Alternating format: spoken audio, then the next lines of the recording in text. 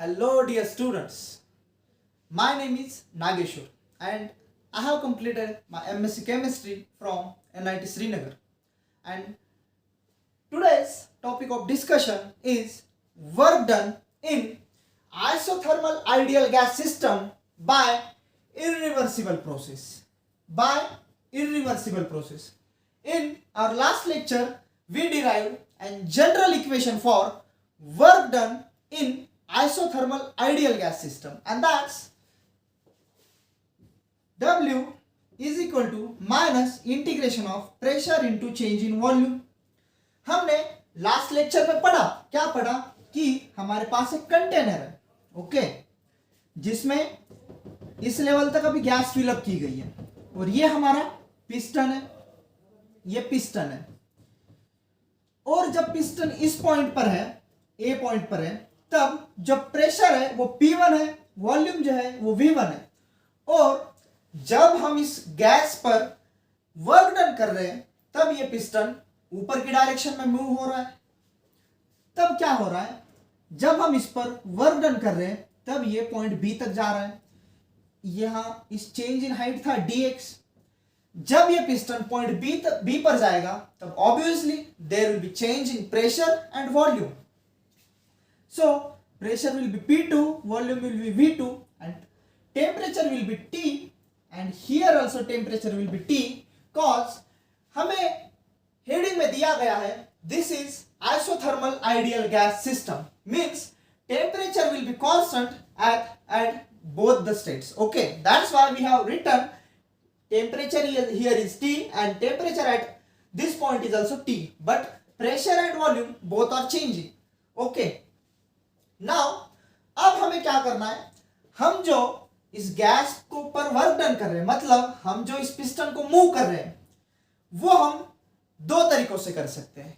क्या कर सकते हैं, हम जो इस गैस पर वर्क डन कर रहे हैं, मतलब ये पिस्टन जो हम ऊपर की डायरेक्शन में लेके जा रहे हैं, वो हम दो तरीकों से लेके जा सकते हैं। वो पहली होती है इरिवर्सिबल प्रोसेस, जो हम इस लेक्चर में पढ़ने वाले हैं। दूसरी होती है रिवर्सिबल प्रोसेस, जो हम आने वाले नेक्स्ट लेक्चर में पढ़ेंगे। तो सबसे पहले हम इस पिस्टन को पॉइंट ए से पॉइंट बी तक इरिवर्सिबल प्रोसेस से लेके जाएंगे। किस प्रोसेस से लेके जाएंगे, इरिवर्सिबल प्रोसेस से। अब हम देखेंगे इरिवर्सिबल प्रोसेस होता क्या है। इरिवर्सिबल प्रोसेस में जब हम इस गैस पर वर्क डन करते हैं, मतलब इस पिस्टन को जब हम मूव करते हैं किसी भी डायरेक्शन में, ऊपर की डायरेक्शन में या नीचे की डायरेक्शन में, irreversible, okay, irreversible path choose कर रहे हैं हम।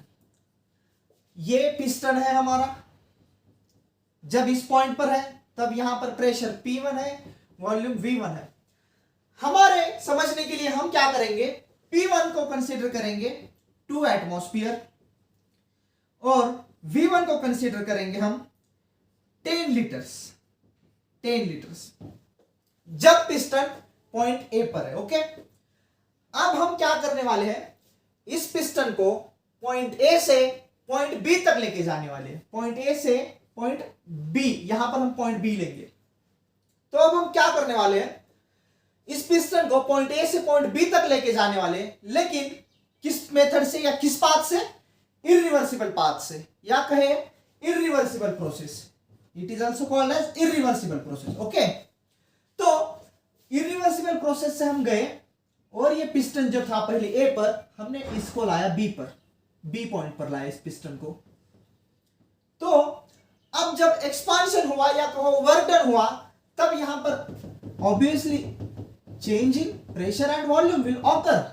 सो प्रेशर हमें सपोज 1 एटमॉस्फेयर हुआ, तो वॉल्यूम हम कैसे फाइंड कर सकते हैं, एज ये जो गैस है वो आइसोथर्मल कंडीशन पे मेंटेन की गई है, और हमें पता है for ideal gas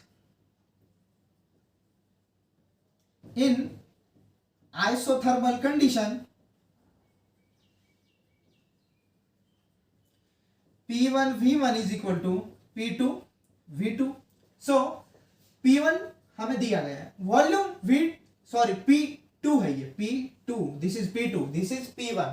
so P2 मतलब जब हम पिस्टन ऊपर की डायरेक्शन में लेके जा रहे हैं तब 1 एटमॉस्फेयर प्रेशर जनरेट हो रहा है, तब वॉल्यूम कितना होगा, वॉल्यूम हम कैलकुलेट कर सकते हैं। कैसे? P1 V1 is equal to P2 V2 and V2 will be P1 V1 by P2. It will be P1 V1 क्या है, 2 into 10 and P2 is 1. That's why it will be 20 liter. So volume V2 will be 20 liter. Okay. So now come back to our irreversible process. अब हमने यहां पर किया क्या है, इस पिस्टन को पॉइंट ए से पॉइंट बी तक लेके गए, लेकिन इरिवर्सिबल प्रोसेस से गए। अब इरिवर्सिबल प्रोसेस बेसिकली होती क्या है ये हमें समझ के लेना है। इरिवर्सिबल प्रोसेस से जब हम वर्क डन करते हैं तब ये जो पिस्टन पॉइंट ए से पॉइंट बी जा रहा है वो सिंगल स्टेप में जाता है। कैसे जाता है? सिंगल स्टेप में जाता है और फास्ट जाता है।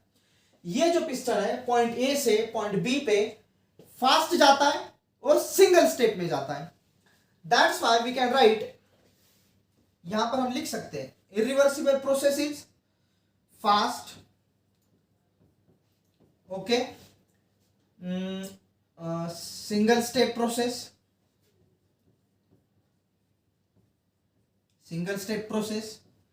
and completes in finite time. Okay, that's it.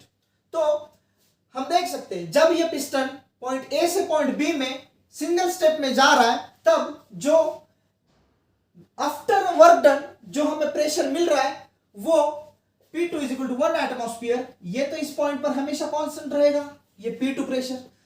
ये जो P2 है हम इसको P एक्सटर्नल भी कह सकते हैं, ओके। और ये ऑलवेज कांस्टेंट रहेगा, मतलब अब इस प्रोसेस में तो ये 1 एटमॉस्फेयर है, जो जितना भी होगा ये हर बारी इरिवर्सिबल प्रोसेस में प्रेशर एक्सटर्नल का हो या P2 का हो वो कांस्टेंट रहेगा ऑलवेज। तो सबसे इंपॉर्टेंट थिंग इज आपको ये पता होना चाहिए P एक्सटर्नल और से P2 is constant in irreversible process. अब हम इसका वर्क डन कैलकुलेट करेंगे। क्या करेंगे? वर्क डन कैलकुलेट करेंगे by irreversible process. And we know general equation for work done in isothermal ideal gases. General equation क्या है? हमने लास्ट लेक्चर में पढ़ा है, total work done is equal to minus integration of P external into change in V, या हम इसको ऐसे लिखा था पहले लेक्चर में P इंटू dV। तो ये क्या है यहां पर P एक्सटर्नल जो सेकेंड स्टेट का प्रेशर है। तो हमें पता है work done is equal to minus P external into dV, और ये जो वर्क डन हो रहा है वॉल्यूम V1 से वॉल्यूम V2 तक हो रहा है, बरोबर। अब हमें देखना है P external. Since P external is constant, since P external is constant in irreversible process, therefore P external will come out of integration. हमें पता है, क्या पता है? जो भी कांस्टेंट क्वांटिटीज होती है वो इंटीग्रेशन के बाहर आती है। तो यहां पर क्या होगा, हम लिख सकते हैं total work done in irreversible process is equal to minus P external into integration of dV। ये हमें मिला work done in irreversible process. अगर हम इसको फर्दर सॉल्व करते जाएंगे तो हमें मिलेगा work done in irreversible process is equal to minus P external in bracket capital V, limit हमने यहां पर लिखी है V1 से V2, कॉज वर्क डन जो हो रहा है वो वॉल्यूम V1 से वॉल्यूम V2 तक हो रहा है। Therefore we have put limit here volume V1 से volume V2, and after solving it we get work done in irreversible process is equal to minus P external V2 minus V1. What? We get this equation.